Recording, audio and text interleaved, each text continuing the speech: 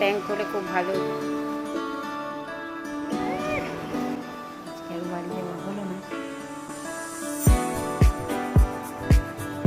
আসসালামু আলাইকুম বন্ধুরা, good morning, welcome back to my channel. তো আশা করছি সবাই খুব খুব ভালো আছো, সুস্থ আছো। আমিও খুব ভালো আছি। তো চলো, এখন উঠে পড়েছি। আজকে বুধবার, তো এখন বাজে 11:30। তো চলো উঠলাম, কাজবাজগুলো সব সারি, ছাদে জামা কাপড়গুলো মেলে দিয়ে আসি, সব বিছানাপত্রগুলো গোছাই। আর তারপর আবার চুলে সেই দিন যেটা পেস্ট করে রেখেছিলাম মেথি আর ফ্ল্যাক্সিডটা, ওটা আজকে ইউজ করব। তো চলো সারাদিন পাশে থাকো, দেখতে থাকো।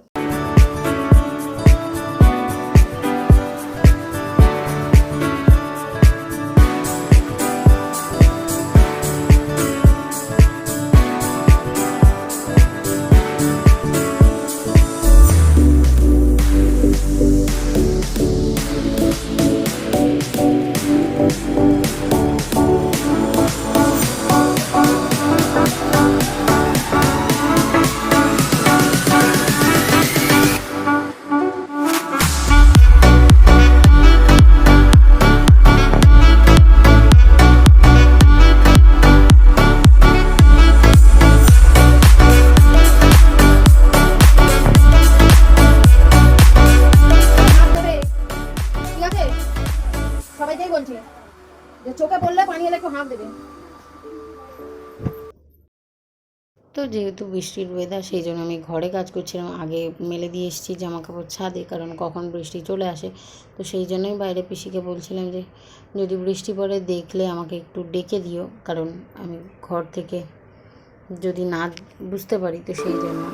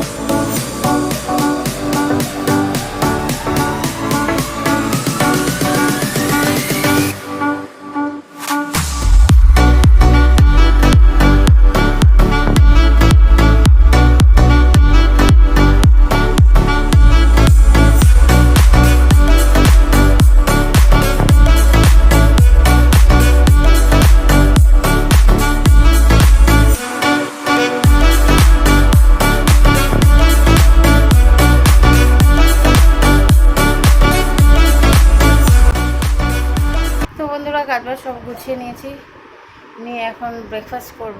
ব্রেকফাস্টে আজকে মনে হয় রুটি আছে, দেখে নিই। হ্যাঁ, রুটি আর চা।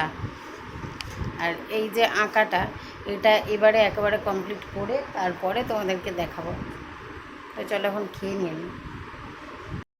তারপর ব্রেকফাস্টটা করে নিলাম, নিয়ে চলে গেলাম ছাদে, কারণ এইগুলো তো আগের দিনের তোলা জামা কাপড়, যেগুলো একটু রোদ খাইয়ে রাখি, তো সেইগুলোই শুকিয়ে গেছে, ছাদ থেকে পেরে নিয়ে চলে এলাম।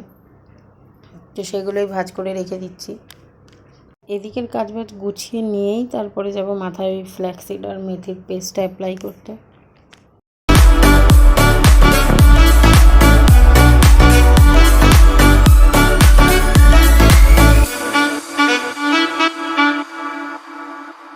জায়গা মতো জিনিসপত্রগুলো রেখে দিলাম। আর এটা আমি যেহেতু স্নান করতে যাব, ওটা মাথায় দেওয়ার পরে, তো সেই জন্যই জামাটা বার করে রাখলাম, কারণ এরপরে ঘরেতে বেশি ঘুরতে পারবো না, কারণ ওই সিটগুলো এদিক ওদিক পড়বে, তো ঘর নোংরা হবে। তো সেই জন্য আগে থেকে বের করে রেখে দিলাম।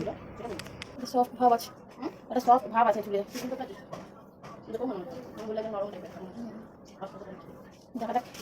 মানে মোটামুটি চুলটা একটু না করলে হবে।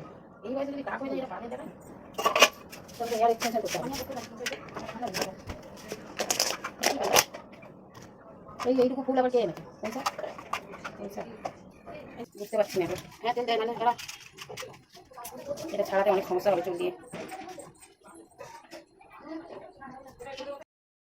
তো এইটা আমার এখনই কেমন দিতে একটা বিরক্ত লাগছে, কারণ আমার বুঝতে পারছি না এটা কতটা পরিমাণে জল লাগবে মাথাটা ধোয়ার জন্য। তো এই যে আমার দিদি এখন চলে এসছে আমাকে হেল্প করতে। হ্যাঁ, একার দ্বারা যে হয় না জিনিসটা তা নয়, কিন্তু কেউ একজন যদি সাহায্য করার থাকে তাহলে তো ভালোই হয়, জিনিসটা আরেকটু তাড়াতাড়ি হয়ে যায়। তো আর এটা মাথায় দিতে গিয়ে চারিদিকে এত পড়েছে, তো আমি সেই জন্য ঝাঁট দিয়ে দিচ্ছিলাম।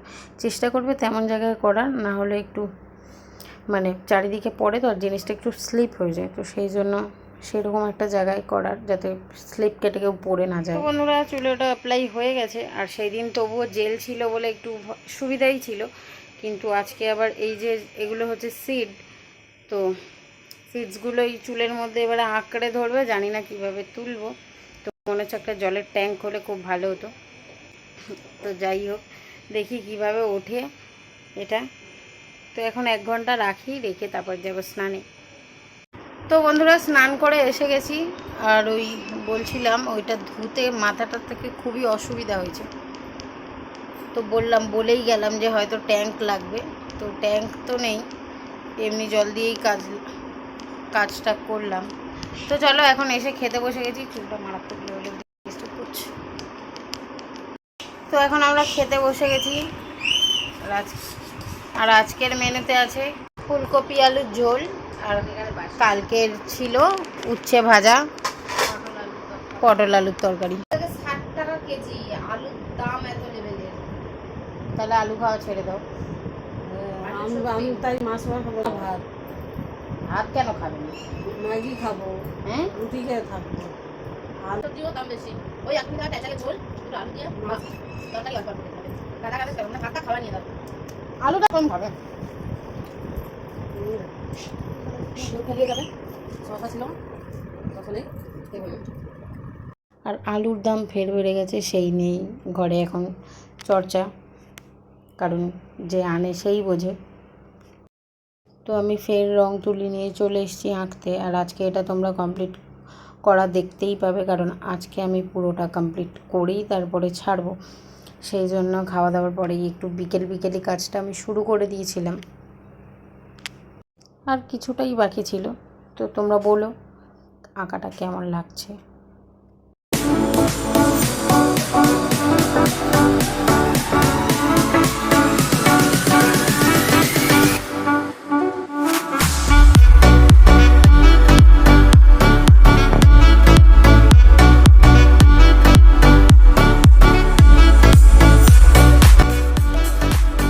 তো ফাইনালি আমার আঁকাটা কমপ্লিট হয়ে গেছে।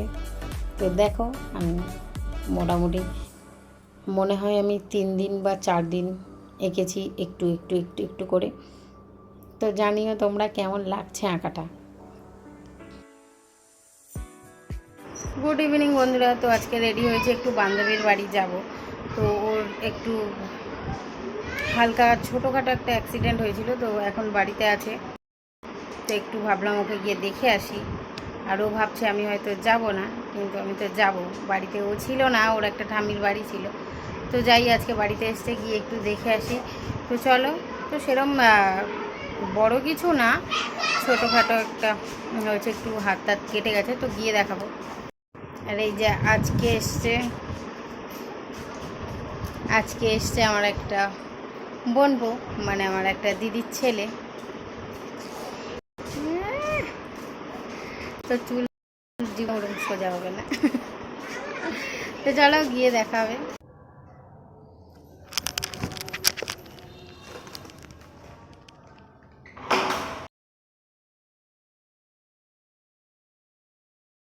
তো বন্ধুরা, তখন তো বললাম বান্ধবীর বাড়ি যাচ্ছি, ওর অ্যাক্সিডেন্ট হয়েছে, তো ওকে দেখতে এলাম। তারপরে কাকিমার শরীরটা খারাপ হয়ে গেল, যেহেতু কাকিমার শরীরটা খারাপ হয়ে গেছে, আর ও আর কাকিমাই থাকে বাড়িতে, তো সেই জন্য থেকে গেলাম। আর তারপরে ডিনার করে নিলাম আমরা 3 জন। আর কাকিমার শরীরটা একটু ঠিক হওয়ার পর বান্ধবীর শরীরটা ফের খারাপ হয়ে গেছে, যেহেতু রিক্সা থেকে পড়ে গিয়ে চোট পেয়েছে, তো ব্যথা করছিল এদিক ওদিক। তো তারপরে মেডিসিন খেয়েছে, খাওয়ার পরে একটু শুয়েছে। তো চলো আমি এবার শুতে যাই। আজকের মতো টাটা, গুড নাইট, সবাই ভালো থেকো, সুস্থ থেকো, আল্লাহ হাফিজ।